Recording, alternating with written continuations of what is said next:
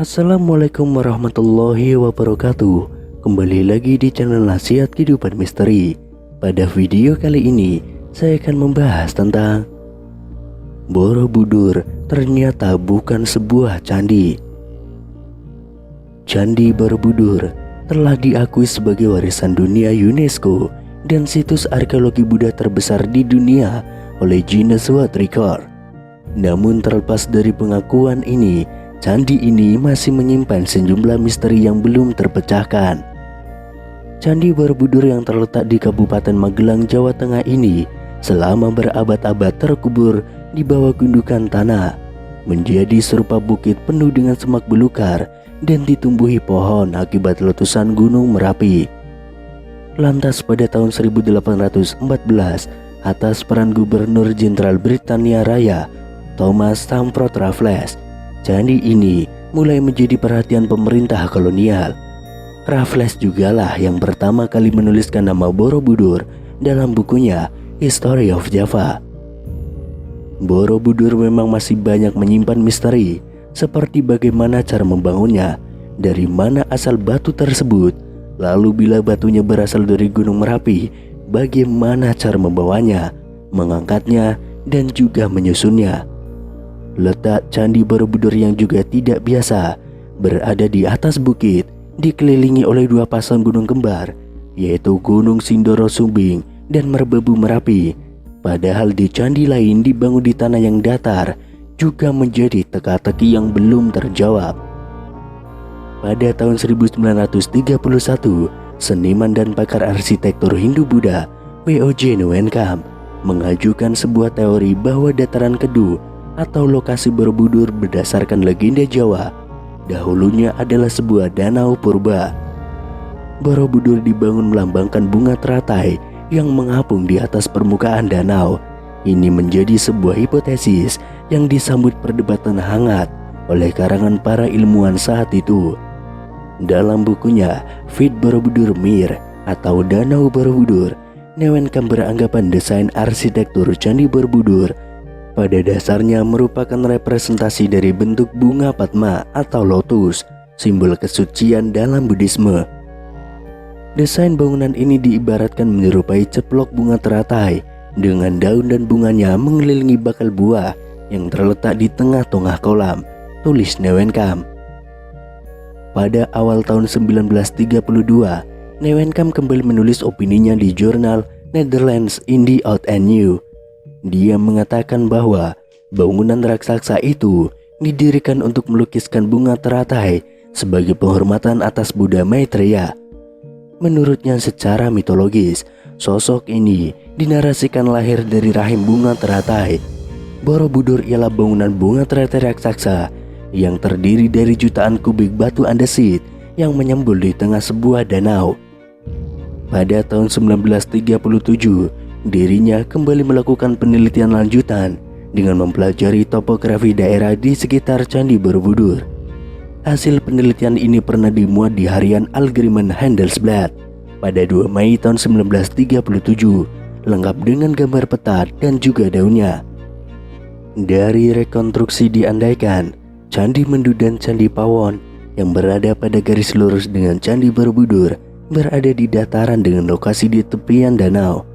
Dari Candi Pawonlah, kata Noenkam, dapat diperoleh panorama Borobudur yang paling bagus. Sementara itu, untuk membuktikan hipotesisnya, Noenkam menunjukkan beberapa nama desa di sekitar Candi Borobudur yang berhubungan erat dengan danau dan air, seperti Tanjung Sari, Bumi Segoro, Sabrang Rowo, atau Segaran.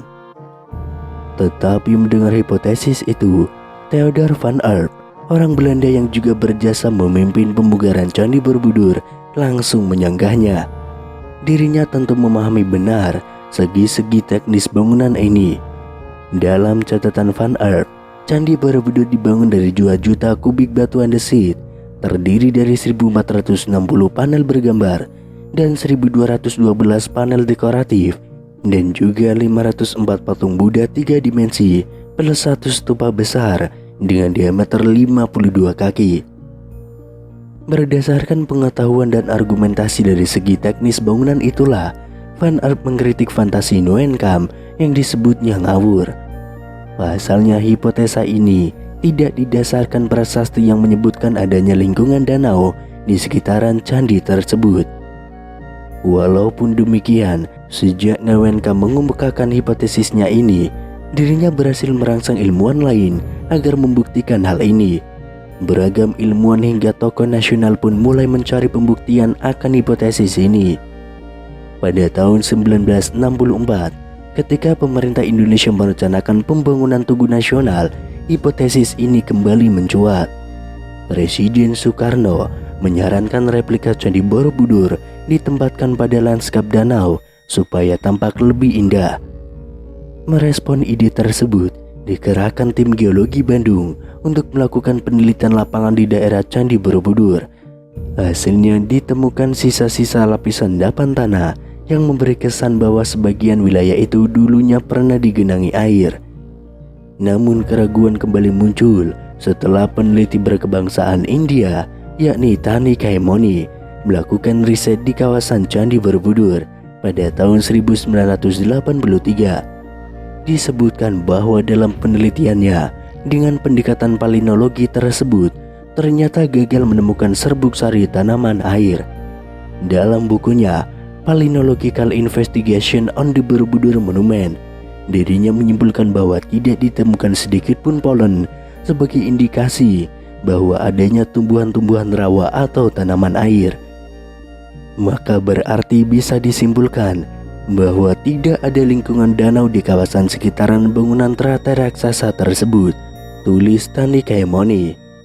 Tetapi pada tahun 1986, wacana danau di sekitar Candi Borobudur kembali mengemuka setelah adanya riset dari J.J. Nosin dan Cesar Fote. Mereka menggunakan analisis geoformologi berdasarkan interpretasi foto udara plus observasi lapangan. Dari hasil penelitian ini mereka menyimpulkan bahwa dataran di sekitar Candi Borobudur memang pernah menjadi lingkungan danau, tetapi bukan pada masa dinasti Sailendra, namun jauh saat bumi zaman Kuater, yakni 600.000 tahun yang lalu. Riset ilmiah tidak berhenti di situ. Geolog asal Indonesia, Helmi Murwanto, memiliki bukti dan hipotesis lain. Dengan pendekatan geologi, dirinya justru menemukan endapan batu lempung yang mengandung serbuk sari tanaman air.